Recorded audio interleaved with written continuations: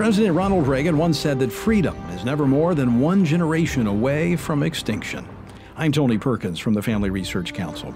In our nation's capital, a decision is about to be made that will cut to the very heart of our republic.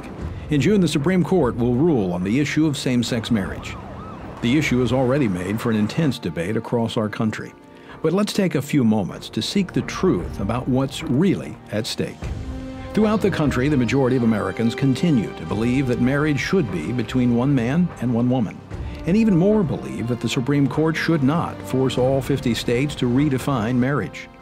But maybe most importantly is the fact that 81% of Americans believe the government should leave people free to follow their beliefs as they live their daily lives at work and in the way they run their businesses. What's happening, though, is quite the opposite.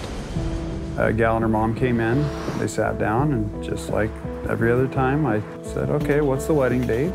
He asked the bride and groom's name. She kind of giggled, said it's two brides. I was actually very apologetic. I said, I'm really sorry. I think I wasted your time. We don't do cakes for same-sex ceremonies. Rob has been a customer of ours for a long time, and we had a good relationship, and we were chit-chatting, and he says, oh, I'm going to get married. And I just grabbed his hand and said, I'm sorry, Rob, I can't do your flowers because of my relationship with Jesus Christ. The state of Oregon says a Gresham bakery broke the law when it refused to bake a wedding cake for a couple because that couple is gay. Wedding photographers, florists, bakers, and caterers are increasingly being punished by the government. Crushing fines threaten to run them out of business, and in some cases they face the possibility of losing their homes, all for simply following their biblical convictions on the definition of marriage.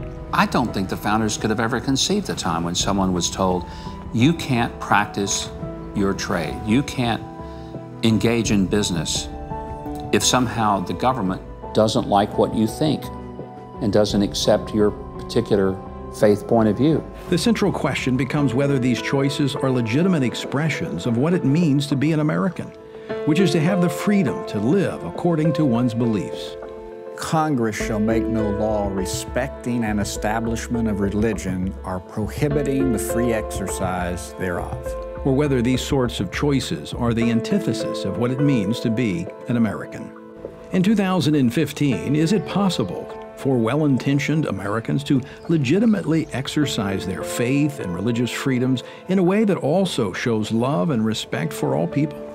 Is standing for biblical truth at odds with the biblical commandment to love our neighbor? Or do they flow together? Indeed, in almost every one of those instances, the provider of those services had happily served homosexual clientele, often for years. Barronelle has been serving one of the plaintiffs in this case for 9 years, knowing fully well that he identified as homosexual. It didn't matter to her. But when it comes to engaging in something as sacred as a marriage ceremony, that's different. I mean, if Rob walked in my door today, I'd give him a hug and sell him flowers. I'm not a hater. I love everybody, and I love gay people. I've had gay friends. I don't hate them. It's not about that. Beyond the marriage issue, if we're even peripherally aware of what's happening across America, we know that the landscape of religious liberty is changing every day. Whether it's in business, or in the military, or in our schools, and now on the doorsteps of our churches.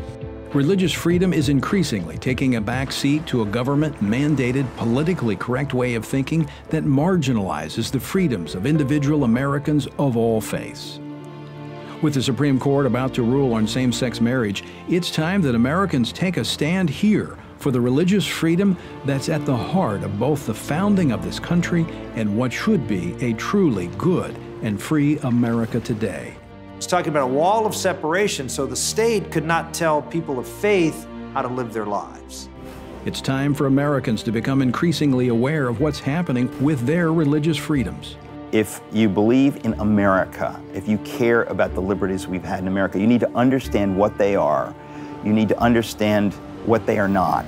It's very fragile, and it will go away if we do not attend to the threats to religious freedom right now. You know, Jefferson said, a free people must be an educated people. People need to learn about their rights, learn where their rights come from, learn that religious freedom is not granted by government and therefore can't be taken away by government. And it's time to engage. We must begin by humbling ourselves before the Lord in repentant prayer. It's time to gather in homes, in small groups, in churches, wherever we can, to better understand the importance of rallying now to preserve religious liberty, the foundation for all of our freedoms. Today, you can take a critical first step in getting engaged. I encourage you to view One Generation Away, an award-winning film that spells out in clear detail the issue of religious liberty in America today. We're making 3 copies of this captivating DVD available for a donation of $20, which will in part be used to further the defense of religious liberty on numerous fronts. Arm yourself by viewing this outstanding film.